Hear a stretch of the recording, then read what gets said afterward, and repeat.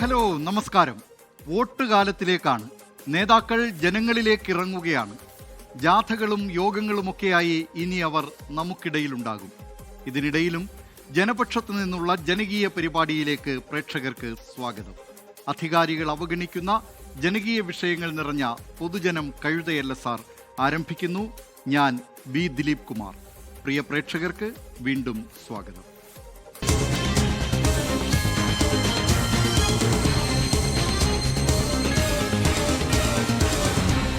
പൊതുജനം കഴുതയല്ല സാർ.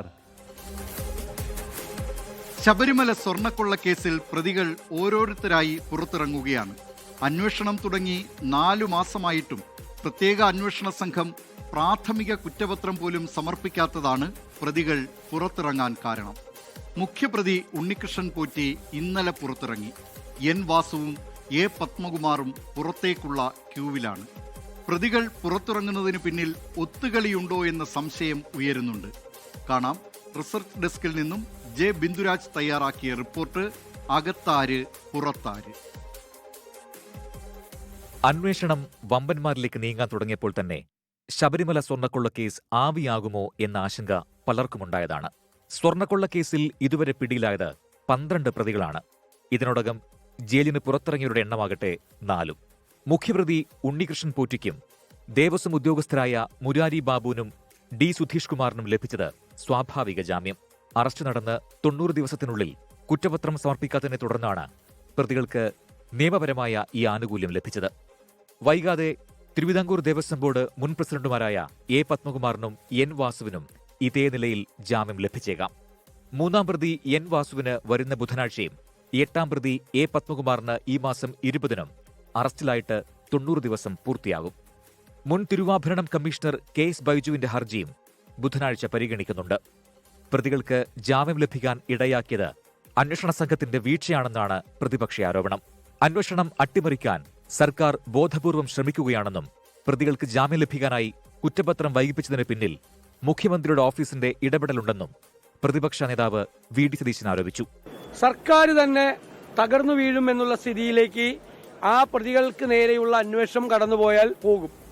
ആ തിരിച്ചറിവിലാണ് മുഖ്യമന്ത്രിയുടെ ഓഫീസ്, ഞാൻ വീണ്ടും ആവർത്തിച്ച്, മുഖ്യമന്ത്രി അറിഞ്ഞുകൊണ്ട് തന്നെ, മുഖ്യമന്ത്രിയുടെ ഓഫീസ് എന്ന് പറയുമ്പോൾ മുഖ്യമന്ത്രി അറിഞ്ഞുകൊണ്ട് തന്നെ ഈ അന്വേഷണത്തിൽ അനധികൃതമായ ഇടപെടലുകൾ നടത്തുകയാണ്. SIT അന്വേഷണം ശരിയായ നിലയിലാണ് നടക്കുന്നതെന്നും പ്രതികൾക്ക് സ്വാഭാവിക ജാമ്യം ലഭിച്ചതിൽ ആശങ്കയില്ലെന്നും ഹൈക്കോടതി ദേവസ്വം ബെഞ്ച് വ്യക്തമാക്കിയിരുന്നു. ഹൈക്കോടതി മേൽനോട്ടത്തിലാണ് അന്വേഷണമെന്നും SIT ഏറ്റവും വിശ്വാസയോഗ്യമായ അന്വേഷണമാണ് നടത്തുന്നത് എന്നും കോടതി ചൂണ്ടിക്കാട്ടി. അതിസങ്കീർണവും അസാധാരണവുമായ കേസാണ് ശബരിമലയിലെ സ്വർണ്ണക്കവർച്ച. കൊലപാതകം, മർദ്ദനം പോലെ വേഗത്തിൽ പൂർത്തിയാക്കാൻ കഴിയുന്ന അന്വേഷണമല്ല ഈ കേസിലേത്. കവർച്ചയുടെ ഓരോ കണ്ണികളും കൂട്ടിച്ചേർക്കേണ്ടതുണ്ട്. വിചാരണ സൂക്ഷ്മമായി നടത്തേണ്ട കേസാണിത്. കുറ്റപത്രം നൽകിയില്ല എന്നത് ആശങ്കപ്പെടുത്തുന്നില്ല. ശാസ്ത്രീയ അന്വേഷണം പൂർത്തിയാക്കപ്പെടണമെന്നും കോടതി പറഞ്ഞത് കഴിഞ്ഞ ദിവസമാണ്. ഈ പരാമർശമാണ് സർക്കാരിന് പിടിവള്ളി. എന്നാൽ സംസ്ഥാന ഏജൻസിയുടെ അന്വേഷണം പ്രഹസനമാണെന്നും കേസ് CBIക്ക് കൈമാറണമെന്നും BJP സംസ്ഥാന അധ്യക്ഷൻ രാജീവ് ചന്ദ്രശേഖർ ആവർത്തിക്കുന്നു. തെളിവുകൾ നശിപ്പിക്കാനാണ് പ്രതികളെ പുറത്തിറക്കുന്നതെന്നും രാജീവ് ചന്ദ്രശേഖർ ആരോപിച്ചു. ഇവിടുത്തെ മുഖ്യമന്ത്രിക്ക് ശകലെങ്കിലും ഉളുപ്പ്, ഈ മുഖ്യമന്ത്രി ഭരിക്കുന്ന സർക്കാരിന്റെ കീഴിലല്ല ഈ കൊള്ള നടന്നത്. അദ്ദേഹത്തിന് ഇതിനെക്കുറിച്ച് ശരിക്കും ഒരു ഇൻവെസ്റ്റിഗേഷൻ നടത്തണം എന്നൊരു ആഗ്രഹം ഉണ്ടെങ്കിൽ അദ്ദേഹം തന്നെ CBIനോട് റെഫർ ചെയ്യട്ടെ. പ്രതികൾക്ക് ജാമ്യം ലഭിച്ചത് അന്വേഷണത്തെ ബാധിക്കില്ലെന്നും ശാസ്ത്രീയ തെളിവുകൾ ശേഖരിക്കുന്നതിലെ സങ്കീർണത മൂലമാണ് കുറ്റപത്രം വൈകുന്നതെന്നും ഹൈക്കോടതി നിരീക്ഷിച്ചിട്ടുണ്ട്. അന്വേഷണത്തിൽ ഹൈക്കോടതി തൃപ്തി രേഖപ്പെടുത്തിയതും കുറ്റപത്രം വൈകുന്നത് പ്രശ്നമാകില്ല എന്ന പരാമർശവും ചൂണ്ടിക്കാട്ടിയാണ് സർക്കാർ പ്രതിപക്ഷത്തെ പ്രതിരോധിക്കുന്നത്. അന്വേഷണത്തിന്റെ മേൽനോട്ടം കോടതിയിലാണെന്നും സ്വാഭാവിക ജാമ്യം ലഭിക്കുന്നത് അന്വേഷണത്തിലെ വീഴ്ചയല്ലെന്നും സർക്കാരും വാദിക്കുന്നു. ആകെ അന്വേഷണ ഉദ്യോഗസ്ഥർക്കും ഹൈക്കോടതി ഡിവിഷൻ ബെഞ്ചിന് മാത്രമാണ് അന്വേഷണത്തിന്റെ ഇപ്പോഴത്തെ സ്ഥിതി എന്താണ്, എവിടെ എത്തി നിൽക്കുന്നു എന്നത് സംബന്ധിച്ച് ധാരണയുള്ളൂ. അത് പൂർണ്ണമായിട്ട് മനസ്സിലാക്കിയിട്ട് ഹൈക്കോടതി ഡിവിഷൻ ബെഞ്ച് പറഞ്ഞു, ഇത് ചെറിയൊരു കേസ് പോലെ പെട്ടെന്ന് കുറ്റപത്രം കൊടുത്ത് പ്രതികൾ രക്ഷപ്പെടാൻ പാടില്ല. അത് നല്ല രീതി, ഏറ്റവും മികച്ച രീതിയിലാണ് അന്വേഷണം നടക്കുന്നതെന്ന് സൂചിപ്പിക്കുകയുണ്ടായി. എന്നാൽ അന്വേഷണത്തിന്റെ ആദ്യഘട്ടത്തിൽ ഹൈക്കോടതി വിശദമായ ഉത്തരവുകൾ പുറപ്പെടുവിച്ചപ്പോൾ CPIM നേതാക്കൾ കടുത്ത വിമർശനമാണ് ഉയർത്തിയിരുന്നത്. തട്ടിപ്പ് നടന്ന കാലത്തെ ദേവസ്വം ബോർഡ് അംഗങ്ങളായ KP ശങ്കരദാസ്, എൻ വിജയകുമാർ എന്നിവരെ അറസ്റ്റ് ചെയ്യാൻ SIT നിർബന്ധിതരായതും ജസ്റ്റിസ് A ബദറുദ്ദീന്റെ രൂക്ഷ വിമർശനത്തെ തുടർന്നായിരുന്നു. കുറ്റപത്രം വൈകുന്നത് അന്വേഷണം സംബന്ധിച്ച് പൊതുസമൂഹത്തിൽ സംശയത്തിന് ഇടയാക്കുമെന്നും ബെഞ്ച് ചൂണ്ടിക്കാട്ടിയിരുന്നു. J Binduraj, research desk, 24. പൊതുജനം കഴുതയല്ല സാർ.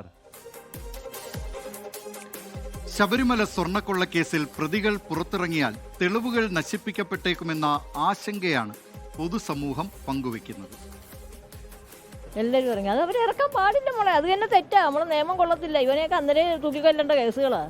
അന്വേഷണം നടക്കുന്നത് കോടതിയുടെ മേൽനോട്ടത്തിലാണല്ലോ. അപ്പോൾ എല്ലാം നന്നായിട്ട് നടക്കുമെന്നുള്ളതാണ് ആഗ്രഹം. അത് വീഴ്ചയുള്ളത് കൊണ്ടാണല്ലോ 90 ദിവസത്തിനുള്ളിലെങ്കിലും കുറ്റപത്രം സമർപ്പിക്കാത്തതുകൊണ്ടാണ് അവർക്ക് സ്വാഭാവികമായിട്ട് ജാമ്യം കിട്ടുന്നത്. കോടതി നേരായ രീതിയിൽ തന്നെ കാര്യങ്ങൾ നടത്തത്തുള്ളെന്ന് വിശ്വസിക്കുന്നു. തെറ്റ് ചെയ്ത ആരായാലും ശിക്ഷിക്കപ്പെടണം. അത് നമ്മുടെ ജനാധിപത്യ സംവിധാനത്തിലുള്ള ഒരു കാര്യമാണല്ലോ. ഈ SIT സ്പെഷ്യൽ ഇൻവെസ്റ്റിഗേഷൻ ടീമിനെ വെച്ചിട്ടും കുറ്റപത്രം പോലും സമർപ്പിക്കാൻ പറ്റിയില്ല എന്ന് പറഞ്ഞാൽ ഇതിന്റെ പിന്നിൽ ഒരുപാട് ഇതുണ്ട്. ഭരണകർത്താക്കളുടെ പങ്കുണ്ടാവാം. തോന്നാതെന്തോ ഈ സർക്കാർ ഇരിക്കുമ്പോൾ ഇത് നടക്കും, ഇതിന്റെ അപ്പുറവും നടക്കും. കേസ് ശരിയായ രീതിയിലാണെന്നാണ് എൻ്റെ അഭിപ്രായം. അപ്പോൾ ഹൈക്കോടതി ഇടപെട്ടിട്ടല്ലേ ഇതിൻ്റെ കേസ് മുന്നോട്ട് പോയിക്കൊണ്ടിരിക്കുന്നത്. അന്വേഷണത്തിൽ ഇവരൊന്നും കുറ്റക്കാരല്ല, ആരും കുറ്റക്കാരല്ല. ഇത് ഒരു തരി പോലും കേസില്ലാതെ എല്ലാവരും അവരവരോട് വീട്ടിൽ പോകും. ഒരിക്കലും മോഷ്ടിക്കാൻ പാടില്ല, അതിനോട് എതിർപ്പ് തന്നെയാണ്. അങ്ങനെയുള്ള ഒരാൾ പോലും രക്ഷപ്പെടാൻ പാടില്ല. സാധാരണ ജനതകളുടെ എല്ലാവരുടെയും ആവശ്യം അയ്യൻ്റെ സ്വർണ്ണമാണ് കട്ടത്. കട്ടവൻ എന്തായാലും അത് ശിക്ഷ അനുഭവിക്കുക തന്നെ വേണം. ദൈവത്തിന് മുതൽ പൊതുജനങ്ങളെ മുതലാ അത് മുടിച്ചുകൊണ്ടവന്മാരെ പുറത്തിറങ്ങിയിട്ടുണ്ടാ കാര്യം. കേസ് ശരിയായ രീതിയിലല്ല നടക്കുന്നത്. പിന്നെ കുറ്റപത്രമൊന്നും സമർപ്പിക്കാത്തതുകൊണ്ട് അതിന്റെ വീഴ്ചകളൊക്കെ ധാരാളമായിട്ടുണ്ട്. അവരുടെ ഭരണകൂടം എല്ലാം അറിഞ്ഞുള്ള പരിപാടിയതല്ല. മറ്റൊരു വിശേഷത്തിലേക്കാണ് ഇനി. ശബരി റെയിൽപാതയ്ക്ക് പച്ചക്കൊടി ലഭിച്ചതോടെ പ്രതീക്ഷയിലാണ് മലയാളികൾ. എന്നാൽ ഒരുപാട് സന്തോഷിക്കുന്ന കുറച്ച് മനുഷ്യരുണ്ട്. ശബരിപാതയ്ക്ക് ഏറ്റെടുക്കാൻ കല്ലിട്ട സ്ഥലങ്ങളുടെ ഉടമകളാണിവർ. കല്ലിട്ടതിനാൽ വൻ പണിയാണ് ഇവർക്ക് കിട്ടിയത്. പെരുമ്പാവൂർ നിയോജകമണ്ഡലത്തിലെ 6 വില്ലേജുകളിൽ ശബരിപാതയ്ക്കായി അടയാളപ്പെടുത്തിയ സ്ഥലത്തിന്റെ ഉടമകൾ പതിറ്റാണ്ടുകളായി ഊരാക്കുടുക്കിലായിരുന്നു. അടയാളക്കല്ല് ഭൂമിയുടെ ക്രയവിക്രയത്തിന് തടസ്സമായതോടെ ദുരിതത്തിലായവർക്ക് പദ്ധതിയുമായി മുന്നോട്ടു പോകാനുള്ള സർക്കാർ തീരുമാനം ആശ്വാസമായിട്ടുണ്ട്. കാണാം കൊച്ചിയിൽ നിന്ന് ആൻമരിയ സണ്ണി തയ്യാറാക്കിയ റിപ്പോർട്ട്. പ്രതീക്ഷയുടെ ചൂളം വിളി.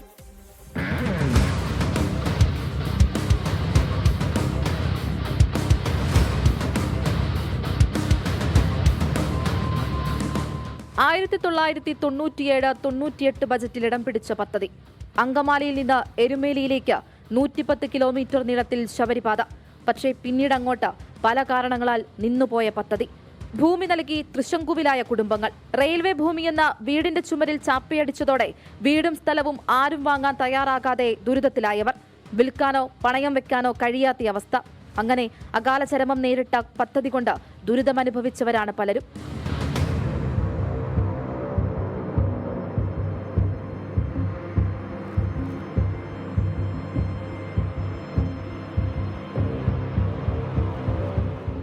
അങ്കമാലിയിൽ നിന്ന് കാലടി വരെ 7 കിലോമീറ്റർ ദൂരത്തിൽ റെയിൽവേ ലൈന്റെ നിർമ്മാണം പൂർത്തിയായതാണ്. എന്നാൽ തുടർചലനങ്ങൾ ഒന്നുമില്ലാതെ ചേലാമറ്റം, ഒക്കൽ, കൂവപ്പടി, പെരുമ്പാവൂർ, രായമംഗലം, അശമന്നൂർ, വെള്ളൂർക്കുന്നം, വെങ്ങൂർ വെസ്റ്റ്, മൂവാറ്റുപുഴ, എരുമേലി അങ്ങനെ നീളുന്നു ദുരിതമനുഭവിച്ചവരുടെ ഇടങ്ങൾ. എന്നാൽ മരവിച്ചു കിടന്ന പദ്ധതിക്ക് സർക്കാർ പുനർജന്മം നൽകിയതോടെ കാത്തിരിക്കുന്നവർക്ക് പുത്തൻ പ്രതീക്ഷകൾ നൽകുകയാണ് തീരുമാനം. കേരള സർക്കാർ കേന്ദ്ര സർക്കാർ കൊടുത്തു കഴിഞ്ഞു. ആഫീസ് തുറക്കുമെന്നാണ് പറഞ്ഞത്. ആഫീസ് തുടങ്ങിയ ഈ അടുത്ത ആഴ്ചയോട് സ്ഥലമെടുപ്പ് തുടങ്ങുന്നൊക്കെയാണ് പറഞ്ഞത്, പേപ്പറിൽ കണ്ടത്. അതേ നമുക്കറിയാവുള്ളൂ. ഇനിയിപ്പോൾ ഈ ഇലക്ഷൻ ഫണ്ടാണോ കേന്ദ്ര ഗവൺമെൻറ് ഇലക്ഷൻ ഫണ്ടാണോ എന്ന് നമുക്കറിയാൻ പറ്റില്ല. 27 വർഷമായി ഞങ്ങൾ ഓരോ ഓഫീസുകളും എല്ലാം കയറിയിറങ്ങുന്നതാണ്. കയറി ഇറങ്ങി കഴിയുമ്പോൾ ഇപ്പോൾ ശരിയാവും എന്ന് പറയാനും അല്ലാതെ ശരിയായിട്ടുണ്ടായില്ല. ഇന്നലെ എന്തായാലും ഇതിന് വലിയ പൊക്കപ്പെടാന്ന് പറഞ്ഞിട്ടുണ്ട്. ഇതിന്റെ പിന്നില് പ്രവർത്തിച്ച കേന്ദ്ര സംസ്ഥാന സർക്കാരുകൾക്ക് അഭിനന്ദനങ്ങൾ. ഭൂമി നൽകിയവർക്ക് നഷ്ടപരിഹാര തുക കൈമാറുന്നതിനൊപ്പം പദ്ധതി പുനരാരംഭിക്കുമ്പോൾ ഉണ്ടാകുന്ന വികസനങ്ങൾ ചെറുതല്ല. അങ്കമാലി മുതൽ എരുമേലി വരെ ശബരിപാതയിൽ 14 സ്റ്റേഷനുകളാണ് ഉണ്ടാവുക. റെയിൽവേയിൽ കടന്നു ചെല്ലാത്ത മലയോര മേഖലകളിലേക്ക് കണ്ണിച്ചേരൽ. എറണാകുളം, കോട്ടയം, ഇടുക്കി ജില്ലകളുടെ മലയോര മേഖലകളിലെ ബിസിനസ്, ടൂറിസം, യാത്ര എന്നിവയിൽ ജനങ്ങളുടെ അടിസ്ഥാന ജീവിതത്തെ സ്വാധീനിക്കുന്ന രീതിയിലുള്ള വികസനവും വരും. അസ്തമിച്ചുപോയ പദ്ധതിക്ക് പുതുജീവൻ വന്നതോടെ വലിയ പ്രതീക്ഷയിലാണ് ഒരു പറ്റം കുടുംബങ്ങൾ. ഇനി വേണ്ടത് ആ പ്രതീക്ഷകൾ കെടാതെ കാത്തു സൂക്ഷിക്കുകയാണ്. കൊച്ചിയിൽ നിന്ന് മാൻമരിയ സനി, 24. പൊതുജനം കഴുതയല്ല സാർ. തെരഞ്ഞെടുപ്പ് മുന്നിൽ കണ്ടൊരു നീക്കമാണെങ്കിലും കാര്യം ജീവനക്കാർക്ക് ആശ്വാസമാകുന്നതാണ്. സംസ്ഥാനത്ത് സർക്കാർ ഓഫീസുകളുടെ പ്രവൃത്തി ദിവസം 5 ആക്കിയേക്കും. നിർദ്ദേശത്തെ സർവീസ് സംഘടനകൾ സ്വാഗതം ചെയ്തിട്ടുണ്ട്. ചീഫ് സെക്രട്ടറി വിളിച്ചു ചേർത്ത യോഗത്തിൽ ഉയർന്ന അഭിപ്രായങ്ങൾ മുഖ്യമന്ത്രിയെ ധരിപ്പിക്കും. ദിവസവും 1 മണിക്കൂർ വർദ്ധിപ്പിക്കുക എന്ന നിർദ്ദേശം സർവീസ് സംഘടനകൾ മുന്നോട്ട് വെച്ചു. അന്തിമ തീരുമാനത്തിനു മുമ്പ് ജീവനക്കാരുടെ സംഘടനകളുമായി ഒരു വട്ടം കൂടി ചർച്ച നടത്തും. നിർദ്ദേശം തെരഞ്ഞെടുപ്പ് സ്റ്റണ്ട് ആകരുതെന്ന് ചീഫ് സെക്രട്ടറി വിളിച്ച യോഗത്തിൽ കോൺഗ്രസ് അനുകൂല സർവീസ് സംഘടനകൾ വ്യക്തമാക്കി. കേന്ദ്ര സർക്കാർ ജീവനക്കാർക്ക് നിലവിൽ ആഴ്ചയിൽ 5 ദിവസമാണ് പ്രവൃത്തി ദിനങ്ങൾ. കാണാം തിരുവനന്തപുരത്ത് നിന്ന് അലക്സ് റാം മുഹമ്മദിന്റെ റിപ്പോർട്ട്. ആശ്വാസം, അവധി ദിനം കൂടും. സർക്കാർ ഓഫീസുകളുടെ പ്രവൃത്തി ദിവസം 5 ആക്കുന്നതിനുള്ള നടപടികളുമായി സർക്കാർ മുന്നോട്ട്. ചീഫ് സെക്രട്ടറി വിളിച്ച യോഗത്തിൽ പ്രവൃത്തി ദിനം 5 ആക്കുന്നതിനെ ജീവനക്കാരുടെ എല്ലാ സംഘടനകളും സ്വാഗതം ചെയ്തു. 7 മണിക്കൂറാണ് പ്രവൃത്തി സമയത്തിൽ കുറവുണ്ടാകുന്നത്. രാവിലെയും വൈകുന്നേരവും സമയം കൂട്ടി ഇത് പുനഃക്രമീകരിക്കാമെന്നാണ് ജീവനക്കാരുടെ സംഘടനകളുടെ നിർദ്ദേശം. ദിവസവും 1 മണിക്കൂർ കൂട്ടുക എന്ന നിർദ്ദേശം 15 കോൺഗ്രസ് അനുകൂല സംഘടനകളും മുന്നോട്ട് വെച്ചു. 10:15 മുതൽ 5:15 വരെ എന്നതാണ് നിലവിലെ പ്രവർത്തന സമയം. രാവിലെ ഇത് 9:30 ആക്കുകയും വൈകുന്നേരം 5:30 ആക്കുകയും ചെയ്താൽ 1 മണിക്കൂർ അധികം ലഭിക്കുമെന്നാണ് നിർദ്ദേശം. അവധി ദിനം വർദ്ധിപ്പിക്കുന്നതല്ല, ഒരു ദിവസം അധികം ജോലി ചെയ്യുന്നതിന് ലഭിക്കുന്ന കോമ്പൻസേഷൻ ഓഫ് മാത്രമാണെന്നാണ് സർവീസ് സംഘടനകളുടെ വിശദീകരണം. കാഷ്വൽ ലീവ് അടക്കം അവകാശപ്പെട്ട ഒരു അവധിയും വെട്ടിക്കുറയ്ക്കുന്നതിനോട് യോജിപ്പില്ലെന്ന് ജീവനക്കാരുടെ സംഘടനകൾ യോഗത്തിൽ വ്യക്തമാക്കി. നിർദ്ദേശം തെരഞ്ഞെടുപ്പ് സ്റ്റണ്ട് ആകരുതെന്ന് കോൺഗ്രസ് അനുകൂല സംഘടനകൾ നിലപാടെടുത്തു. തെരഞ്ഞെടുപ്പ് വരുമ്പോൾ ഉള്ള ഒരു പ്രതിഭാസമാണിത്. കഴിഞ്ഞ പാർലമെന്റ് തെരഞ്ഞെടുപ്പ് നടക്കുമ്പോഴും തദ്ദേശ സ്വയംഭരണ സ്ഥാപനങ്ങളിൽ തെരഞ്ഞെടുപ്പ് നടക്കുമ്പോഴും ഈ വിഷയം ലൈവായിരുന്നു. ഈ ഇലക്ഷൻ സമയത്ത് 1 ലക്ഷം കോടി രൂപ സർക്കാർ ജീവനക്കാരുടെയും അധ്യാപകരുടെയും കൊള്ളയടിച്ച ഒരു ഗവൺമെന്റ് തദ്ദേശ സ്വയംഭരണ സ്ഥാപനങ്ങളിലേക്കുള്ള തെരഞ്ഞെടുപ്പിൽ വലിയ തിരിച്ചടി വന്നപ്പോൾ ഇപ്പോൾ പെട്ടെന്നൊരു ചർച്ച. ആ ചർച്ചയ്ക്ക് ഗവൺമെന്റിന്റെ മുമ്പിൽ നിർദ്ദേശങ്ങൾ പോലുമില്ല.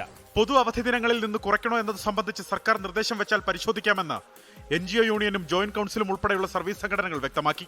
പ്രവൃത്തി ദിനം 5 ആക്കുന്നതിലെ പ്രായോഗികത സംബന്ധിച്ച് ആരോഗ്യമേഖലയിലെ ജീവനക്കാരുടെ പ്രതിനിധികൾ സംശയം പ്രകടിപ്പിച്ചു. എന്നാൽ ഓഫീസ് ജോലികൾക്കാണ് ഇത് ബാധകമെന്നും ആരോഗ്യമേഖലയിലെ പ്രൊഫഷണൽ ജീവനക്കാരെ ബാധിക്കില്ല എന്ന പൊതു അഭിപ്രായവും ഉയർന്നു. പ്രവൃത്തി ദിനം കുറയ്ക്കുന്നതുമായി ബന്ധപ്പെട്ട് ജീവനക്കാരുടെ സംഘടനകൾ എങ്ങനെ പ്രതികരിക്കുന്നു എന്നറിയാനാണ് യോഗം വിളിച്ചതെന്ന് chief secretary doctor A. Jayathilak ഓൺലൈനായി ചേർന്ന യോഗത്തിൽ പറഞ്ഞു. നിലവിലെ അഭിപ്രായങ്ങൾ ക്രോഡീകരിച്ച് അജണ്ട നിശ്ചയിച്ച് മുഖ്യമന്ത്രിയെ കാര്യങ്ങൾ അറിയിക്കും. അന്തിമ തീരുമാനത്തിനു മുമ്പ് ജീവനക്കാരുടെ സംഘടനകളുമായി ഒരു വട്ടം കൂടി ചർച്ച നടത്താനും യോഗം തീരുമാനിച്ചു.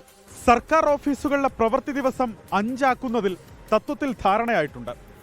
സമയക്ലിപ്തതയിൽ കണിശത പാലിക്കുന്ന സർക്കാർ ഉദ്യോഗസ്ഥർ ശ്രദ്ധിക്കേണ്ടത് പുതിയ തീരുമാനം പൊതുജനങ്ങളുടെ സേവനം പരിമിതപ്പെടുത്താൻ ഇടയാക്കരുത് എന്നുള്ളതാണ്. അലക്സ് റാം മുഹമ്മദ്, 24, തിരുവനന്തപുരം. പൊതുജനം കഴുതയല്ല സാർ. സർക്കാർ ജീവനക്കാർക്ക് സന്തോഷമുള്ള വാർത്തയാണെങ്കിലും പൊതുജനങ്ങൾക്ക് ഇക്കാര്യത്തിൽ എന്താണ് പറയാനുള്ളത് എന്ന് കേൾക്കാം. കാണാം അവരുടെ പ്രതികരണങ്ങൾ. ദിവസം വർക്കിംഗ് വെക്കുന്നതിൽ ജനങ്ങൾക്ക് നല്ലതാണോ അല്ലെങ്കിൽ പൊതുമേഖലാ സ്ഥാപനം അല്ലാത്തവർക്ക് നല്ലതാണോ എന്നുള്ളതല്ല മെയിനായിട്ടുള്ള കാര്യം. പക്ഷേ ഈ 5 ദിവസം ആണെങ്കിൽ അവർ വർക്ക് ചെയ്യുന്നത് ക്ലിയർ ആയിട്ടുള്ള രീതിയിൽ വർക്ക് ചെയ്യണം. അല്ലെങ്കിൽ നിയമപരമായിട്ടുള്ള രീതിയിൽ ഒരു കാര്യം ചെയ്ത് കംപ്ലീറ്റ് ആയി കഴിഞ്ഞാൽ അവർ 5 ദിവസം വർക്കിംഗ് ആവണമെങ്കിൽ കുഴപ്പമുള്ള കാര്യമല്ല.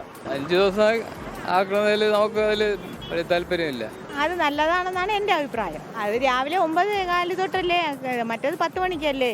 ഇത് ഇങ്ങനെയാകുമ്പോൾ നമുക്കൊക്കെ ഇഷ്ടം തന്നെയാണ്. എല്ലാവർക്കും നല്ലൊരു തീരുമാനമാണ്. പൊതുജനത്തിന് അത് കംഫർട്ടബിൾ ആയിരിക്കും.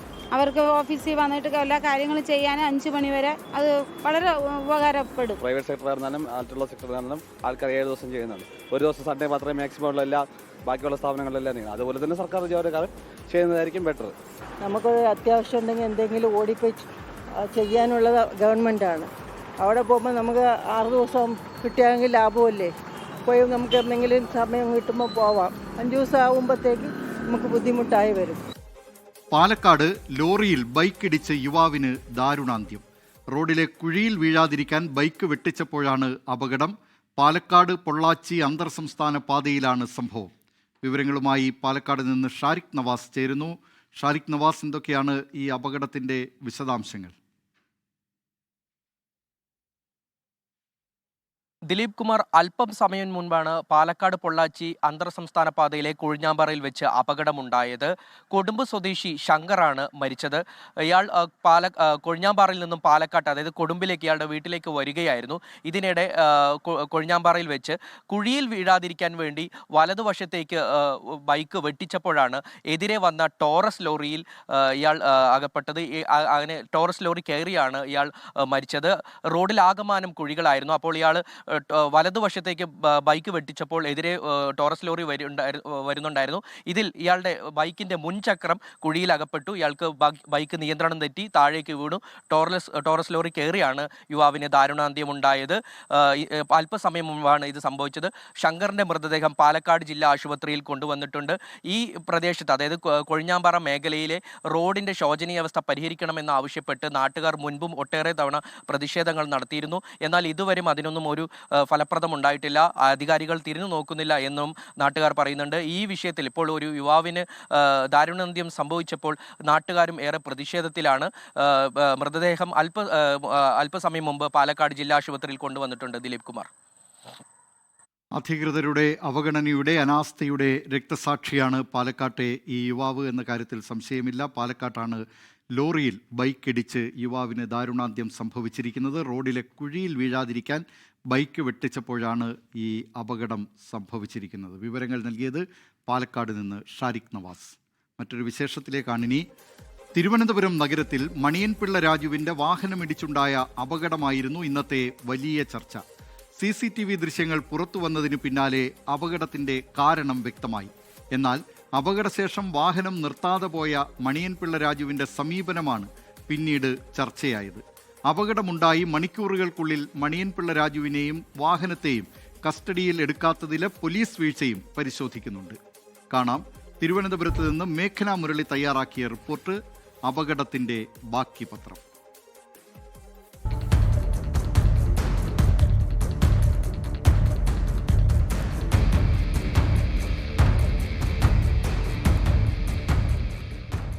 ഇതാണ് കേരളം ഇന്ന് ചർച്ച ചെയ്ത അപകട സ്പോട്ട്, ട്രിവാൻഡ്രം ക്ലബ്ബ്. വെള്ളയമ്പലത്ത് നിന്ന് വഴുതക്കാടേക്കുള്ള പ്രധാന പാതയുടെ അരികിലായാണ് ഈ സ്ഥലമുള്ളത്. ഈ കാണുന്ന വാതിൽ വഴി മണിയൻപിള്ള രാജു തന്റെ വാഹനവുമായി പുറത്തേക്കിറങ്ങുമ്പോഴായിരുന്നു അപകടമുണ്ടാകുന്നത്. സമയം രാത്രി 9:30. മണിയൻപിള്ള രാജുവിന്റെ ഉടമസ്ഥതയിലുള്ള KL01 CJ 444 എന്ന ആഡംബര വോൾവോ കാർ ട്രിവാൻഡ്രം ക്ലബിന് മുൻവശം വെച്ച് അപകടത്തിൽപ്പെടുന്നു. യുവാക്കൾ സഞ്ചരിച്ചിരുന്ന റോയൽ എൻഫീൽഡ് ബൈക്കുമായി കൂട്ടിയിടിച്ചായിരുന്നു അപകടം. അപകടത്തിൽ സൂരജ്, നിവേദ് കൃഷ്ണ എന്നിവർക്കാണ് പരിക്കേറ്റത്. അപകടത്തിന് ശേഷം മണിയൻപിള്ള രാജു വാഹനം നിർത്തിയിരുന്നില്ല. സ്ഥലത്തോടിക്കൂടിയവരും പോലീസും ചേർന്നാണ് പരിക്കേറ്റ യുവാക്കളെ തിരുവനന്തപുരം മെഡിക്കൽ കോളേജിലേക്ക് മാറ്റിയത്. പക്ഷേ ഇന്നലെ രാത്രിയുണ്ടായ സംഭവത്തിൽ വാഹനം നിർത്താത്തതും പോലീസിന് മുന്നിൽ ഹാജരായത് വൈകിയതുമാണ് ദുരൂഹത സംശയിച്ച വിവാദങ്ങളിലേക്ക് നീണ്ടത്. വാഹനമോടിച്ചത് മണിയൻപിള്ള രാജു തന്നെയെന്ന് രാത്രി തന്നെ പോലീസ് സ്ഥിരീകരിച്ചിരുന്നു. പിന്നാലെ മണിയൻപിള്ള രാജുവിനെ തേടി വീട്ടിലെത്തിയെങ്കിലും കണ്ടെത്താൻ കഴിഞ്ഞില്ല. കൂടാതെ മൊബൈൽ ഫോണും സ്വിച്ച്ഡ് ഓഫ് ആയിരുന്നു. രാവിലെ 9:30 കഴിഞ്ഞാണ് മണിയൻപിള്ള രാജു പോലീസിന് മുൻപിലെത്തിയത്. അപകടമുണ്ടായപ്പോൾ പേടിച്ചാണ് വാഹനം നിർത്താതിരുന്നതെന്നും മദ്യപിച്ചിരുന്നില്ലെന്നും മണിയൻപിള്ള രാജു. നിർത്താതെ അപ്പുറത്തെ ഒരു സിറ്റുവേഷനിൽ എനിക്കൊന്നും അത് പോവില്ല, ഞാൻ പാനിക്കായിപ്പോയി. ഞാൻ ഇടിച്ചിട്ട് അങ്ങനെ നിർത്താതെ പോകുന്നതല്ല, വണ്ടിയിൽ എൻ്റെ വണ്ടിയിൽ വന്ന് ഇടിക്കുകയായിരുന്നു. സ്പീഡിൽ വന്നിട്ട് ഞാൻ ട്രിവാൻഡ്രം ക്ലബിൻ്റെ മുമ്പിൽ നിന്ന് ക്രോസ് ചെയ്യാൻ പതുക്കെയല്ലേ പറ്റുള്ളൂ. അത് നിങ്ങൾക്ക് CCTVയിൽ കാണാം. ഞാൻ ക്രോസ് ചെയ്ത് ഒരു എന്തോ ശബ്ദം കേട്ട് ഇവർ താഴെ വീഴുന്നുണ്ടപ്പോൾ ആക്സിഡൻ്റ് മനസ്സിലായി. അപ്പോൾ തന്നെ ഞാൻ പെർപ്ലസ്ഡായി. ഉടനെ തന്നെ ഞാൻ സുബ്രഹ്മണ്യ ഹാളിൽ നിന്ന് ഫ്രണ്ട്സിനെ വിളിച്ച് പറഞ്ഞു ഒരു ആക്സിഡൻറ്റ് നടന്നിട്ടോ പെട്ടെന്ന് ആംബുലൻസ് എന്തെങ്കിലും അറേഞ്ച് ചെയ്യണം, എനിക്ക് ഇറങ്ങാൻ വയ്യാന്ന് പറഞ്ഞു. അങ്ങനെ ഞാൻ പോയി സ്റ്റേഷനിൽ വിളിച്ച് പറഞ്ഞു രാവിലെ എത്തിക്കൊള്ളാമെന്ന് പറഞ്ഞു. മ്യൂസിയം പോലീസ് മണിയൻപിള്ള രാജുവിന്റെ അറസ്റ്റ് രേഖപ്പെടുത്തി വൈദ്യപരിശോധനയും നടത്തി. 10 മണിക്കൂറിലധികം സമയം കഴിഞ്ഞതിനാൽ കെമിക്കൽ അനാലിസിസ് റിപ്പോർട്ട് ഉൾപ്പെടെ ശേഖരിക്കുമെന്നാണ് പോലീസിന്റെ വാദം.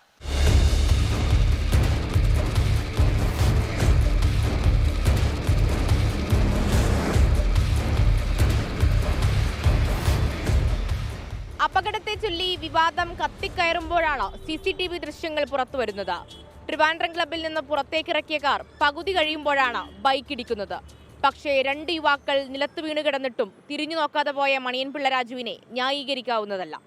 2 സൈഡും നോക്കി കാർ പുറത്തേക്ക് പതുക്കിയിറങ്ങുന്നതും ബൈക്ക് കാറിന്റെ മുൻവശമിടിച്ചു മറിയുന്നതും ദൃശ്യങ്ങളിൽ വ്യക്തമാണ്. വോൾവോ പോലെ സുരക്ഷയ്ക്ക് പ്രാധാന്യം നൽകുന്ന ഒരു ആഡംബരക്കാറിന്റെ മുൻവശം ഇളകി വീണിട്ടും മണിയൻപിള്ള രാജു വാഹനം നിർത്തിയില്ല. ആ കാറുമായി വഴുതക്കാട് ഭാഗത്തേക്ക് പോവുകയാണ് ചെയ്തത്. റോഡിൽ തെറിച്ചു വീണ യുവാക്കൾക്ക് പ്രാഥമിക ചികിത്സ നൽകാനോ ആശുപത്രിയിലെത്തിക്കാനോ മണിയൻപിള്ള രാജു മുതിർന്നതുമില്ല. പോലീസ് ചുമത്തിയ വകുപ്പുകളിൽ വൈദ്യസഹായം നൽകിയില്ലെന്ന് കൃത്യമായി പറയുന്നുമുണ്ട്. ഞാൻ റോഡ് ക്രോസ് ചെയ്യുന്നതൊക്കെ വളരെ സൂക്ഷിച്ചു തന്നെ. അപ്പോൾ അതൊക്കെ ഇങ്ങനെ നിർത്തിയിരിക്കുന്ന സമയത്താണ് വന്ന് ഇടിച്ചത്. അവർ ഓവർ സ്പീഡായിരുന്നു. ഭാഗ്യം, കുട്ടികൾക്കൊന്നും വലുതായിട്ടൊന്നും പറ്റിയില്ല. ഒരാളിന് അത് തന്നെ വലിയ ഭാഗ്യം. ഗ്ലാസ്സിൽ കൂടെ ഞാൻ കണ്ട് രണ്ടുപേരും വീണിട്ട് എണീക്കുന്നുണ്ട് സംഭവം. എനിക്ക് പേടിയായിരുന്നു, എന്നെ കൊണ്ട് ഇറങ്ങാൻ പറ്റില്ല. എനിക്ക് ചിക്കൻ കുനിയ വന്നിട്ട് ഞാൻ കയ്യും കാലും അനക്കത്തില്ല. ആ സമയത്ത് ഞാൻ എൻ്റെ ക്ലബ്ബിലുള്ള ഫ്രണ്ട്സിൻ്റെ അടുത്ത് വിളിച്ച് പറഞ്ഞു. അവർ തന്നെ ആംബുലൻസ് അറേഞ്ച് ചെയ്തു. ഞാൻ പോലീസ് സ്റ്റേഷനിൽ വിളിച്ചു. എനിക്ക് വരാൻ പറ്റില്ല, രാവിലെ വന്നാൽ മതി. മണിയൻപിള്ള രാജുവിനെ ക്രൂശിക്കുന്നതല്ല, പക്ഷേ ഒരു അപകടമുണ്ടായാൽ കണ്ടു നിൽക്കുന്ന ആരും പരിക്കേറ്റവരെ രക്ഷിക്കും. ഈ അപകടത്തിൽ അതുണ്ടായില്ല. രാജുവിൻ്റെ ആരോഗ്യ പ്രശ്നങ്ങളൊക്കെ നമുക്കറിയാവുന്നതാണ്. ഇനി മദ്യപിച്ചിട്ടുണ്ടോ എന്നുള്ളത് മെഡിക്കൽ പരിശോധനയിൽ കണ്ടെത്തട്ടെ. മേഘ്ന മുരളി, 24, തിരുവനന്തപുരം. പൊതുജനം കഴുതയല്ല സാർ. ഈ സംഭവത്തിൽ പൊതുജനങ്ങൾക്ക് എന്താണ് പറയാനുള്ളത് എന്ന് കേൾക്കാം. പ്രതികരണങ്ങളിലേക്ക്. വണ്ടി ഇടിച്ചാൽ നിർത്തുക, എന്താണ് സംഭവിച്ചതെന്ന് നോക്കുക, അവിടെ വെച്ച് പരിഹരിക്കാൻ പറ്റുന്നതാണെങ്കിൽ അവിടെ വെച്ച് പരിഹരിക്കുക, അല്ലെങ്കിൽ നിയമപരമായിട്ട് പോവുക. തീരെ മോശമാണ് അത് കാണിച്ചത്. അത് അവർ തന്നെ എല്ലാം ചെയ്തു വെച്ചിട്ട് ലാസ്റ്റ് സ്റ്റേഷനിൽ ഹാജരാക്കി കുഴപ്പമില്ലായിരുന്നു. ഇത് വണ്ടി കൊണ്ട് വല്ലടോ വിളിച്ചിട്ട് 12 മണിക്കൂർ ശേഷം പോയി കഴിഞ്ഞാൽ അത് കാണിച്ചത് ഒരു മോശമാണത്.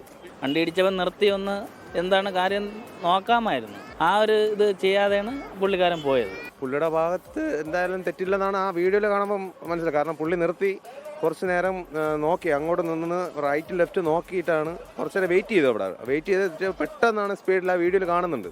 പെട്ടെന്നാണ് ആ പയ്യന്മാർ നേരെ വരുന്നതും ഇടിച്ച് തെറിപ്പിച്ച് അങ്ങ് പോകുന്നത്. പിന്നെ അയാളുടെ ഭാഗത്ത് മിസ്റ്റേക്ക് എന്ന് പറഞ്ഞു കഴിഞ്ഞാൽ ഒന്ന് നിർത്തി എന്താണ് ഏതാണ് എന്നൊക്കെ ചോദിക്കാമായിരുന്നു. അയാൾ മരണപ്പെട്ടു പോയാൽ എന്തായിരിക്കും സംഭവം? അപ്പോൾ ഇങ്ങോട്ട് വിദ്യാഭ്യാസമുണ്ട്, വിവരമുള്ളൊരു മനുഷ്യനാണ്. എന്നിട്ട് കൂടി അയാൾ കാണാത്ത മട്ടിൽ പോയി. അദ്ദേഹം കാണിച്ചത് ഒരു മനുഷ്യത്വം ഇല്ലാത്ത സ്വഭാവമാണ് കാണിച്ചത്.